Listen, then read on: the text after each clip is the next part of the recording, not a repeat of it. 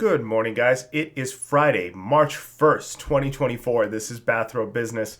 I got my coffee and I got the news. And I got a story that I'm probably going to rant about and I'm very angry about that actually affects Utah. So I'm really happy because oftentimes it's hard to find business stories that specifically relate to Utah specifically. I try to make this a Utah-centric business channel. And this story is big and it's got me riled up and I'm going to rant and rave. And we'll get to that in just a second. One second, my lighting is actually off here. I don't like how it's looking. There we go. I think that's a little bit better.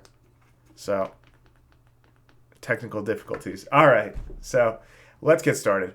Okay, OpenAI. So this is kind of a funny story because Elon Musk is now suing Sam Altman and OpenAI over a breach of contract. Now, the breach of contract is kind of vague because so OpenAI is supposed to be a nonprofit that is supposed to be the benefit to all mankind. It's supposed to use AI in a proper, respectable manner that will not harm human society. That's how the company was set up, quote unquote, by Elon Musk, Sam Altman, and a few other board members many years ago. They thought that AI was incredibly dangerous, and therefore there should be an organization that monitors it and makes sure that it is not being used in a destructive manner. So Elon Musk is suing OpenAI and Sam Altman, saying they have had a breach of contract, and because of that, they, need to be taken down. They need to be owe penalties, etc., etc. So the reason this is kind of weird is it is kind of vague, right? Like, let's say they breach the contract. What's going to happen? I really don't know. You're going to get a different board in there that is going to try to run things differently. But at this point, the genie is out of the bottle. And with how much Microsoft has invested and already reaped the benefits of that AI, I don't think it's really going to change the game. Even if OpenAI shuts down, Microsoft now has everything it needs. It could just rehire all of the same engineers under their umbrella and go to work. It's kind of like the genie is out of the bottle. This is more of an optics play than anything else. The other issue is OpenAI's structure is incredibly convoluted. So they have essentially, so it's a nonprofit that's also a for-profit that's also a nonprofit. So they have a board of directors which owns OpenAI, which is OpenAI, a 501 public nonprofit charity. That company owns various holding companies, including OpenAI GP LLC, which is a company that controls OpenAI Global LLC, which Microsoft is also invested into. And then in addition, they have a holding company for OpenAI nonprofit employees and investors, which also own Open Global LLC, which is a for-profit. So if any of that made sense, congratulations, because it doesn't make sense. It's purposely convoluted so that they're not breaching their contract, so that they're remaining as a nonprofit that is also just happens to own a for-profit company that can do whatever it wants. So it's a very convoluted structure just to have a kind of a workaround around these contracts. And that's why I think there's not going to be much that comes of this. Another big news I reported on yesterday is Tesla. As we talked about, Ford is now eligible to charge at all Tesla stations across the United States. 1 in 3 charging stations in the United States are owned by Tesla, so this is a major move. The only difference from yesterday to today is I have a number. So it's approximately, this is going to earn Tesla $6 to $12 billion over the next 10 years.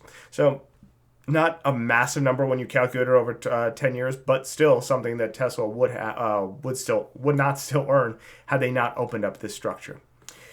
So now let's get to the meat and potatoes. So the major story of the day. We are based in Utah. I like Utah. I like Salt Lake City. I grew up here, and I try to support Utah culture as much as I can. Whenever I travel abroad, I talk about how amazing Utah is because I truly believe in this city and this state. What I don't like about this city is this state is the government. So that could be said of any city and state. But what I don't like is hypocrisy. And the parties that control Utah are nothing but hypocrites. Because we are supposedly a red state.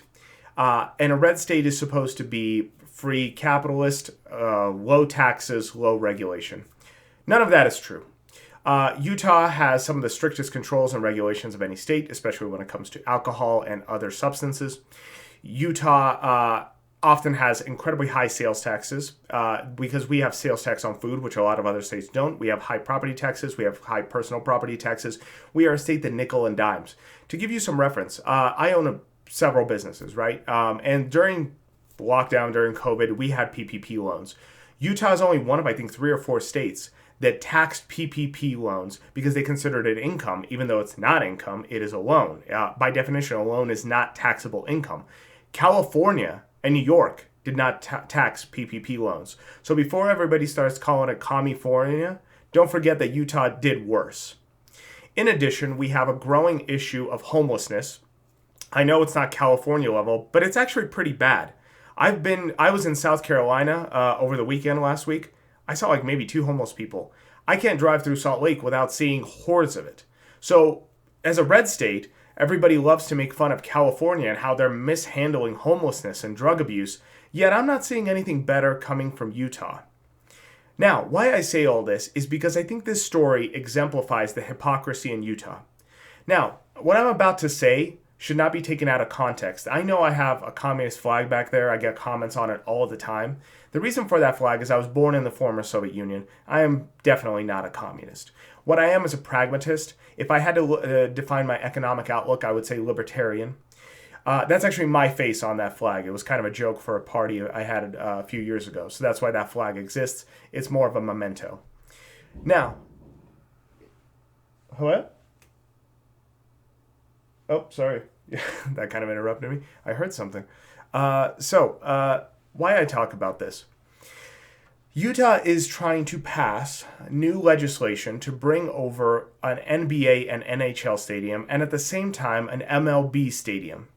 Now, we already have an NBA stadium. It's the Delta Center. It just went through another name change for I don't know how many in the last few years, being back to being the Delta Center. For those of you that live in Utah, you know well what that means. We've always called it the Delta Center. So they are passing these new bills to bring the NBA, NHL, and MLB to Utah. Now that's fantastic. Who doesn't love more sports teams in Utah? That's great. What I have a problem with is the fact they're going to be using Utah tax money to pay for it. So both bills, essentially, through various BS tax measures, are going to cost $900 million in taxpayer money.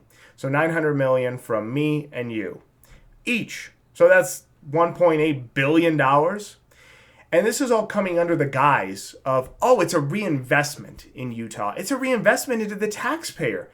How? I want you to define that for me, because I am very tired of Republicans. And I exemplify Republicans especially because they are supposed to be the rational, economic, conservative people that understand money. Tell me how this money's coming back into my pocket.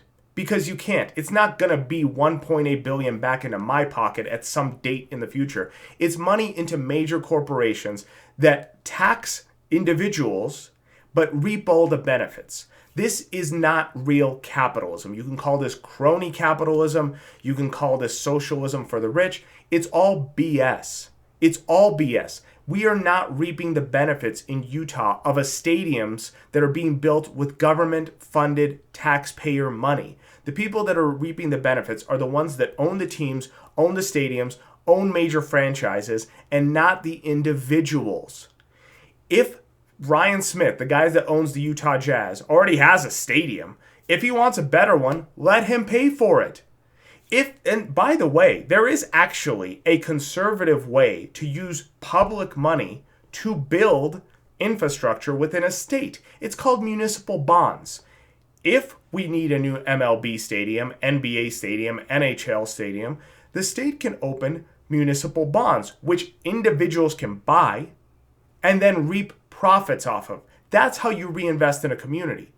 If Ryan Smith, and we have tons of tech billionaires here in Utah, want a new stadium, they can put their money together. They can take out loans and they can build their own stadiums. Why are we paying for their toys? It does not make any sense. And it's a vague construct of, this will come back to you. You'll have money. Really? Because I didn't get any money from any of the other stuff that was built in the state over the last few years. How am I reaping the benefits of NBA getting a brand new locker room? I'm not, and neither are you. Don't be fooled by these people that have these vague ideas that reinvestment in infrastructure with your money is somehow going to come back to you. We have a housing crisis. If we want to save taxpayer money or use taxpayer money, build a bunch of homes. Nobody can afford a house. People can't afford apartments. We got homeless people on every street corner. builds shelters. I'll pay for that in taxes. Why am I paying for a stadium that a billionaire gets to use? So he can buy another yacht? Anyone that supports this is an absolute idiot. And I'm sorry to be that frank, but it pisses me the hell off that we are paying for rich people's toys. They can pay for their own stuff. It does not create reinvestment in the community. It just lines their pockets. And I am tired of seeing these redevelopment programs that don't redevelop Utah. Invest in Utah. Don't invest in billionaires. That's my rant for the day. I am going to work. I hope you guys have a productive day. I'll be in a better mood on Monday, and have a great weekend.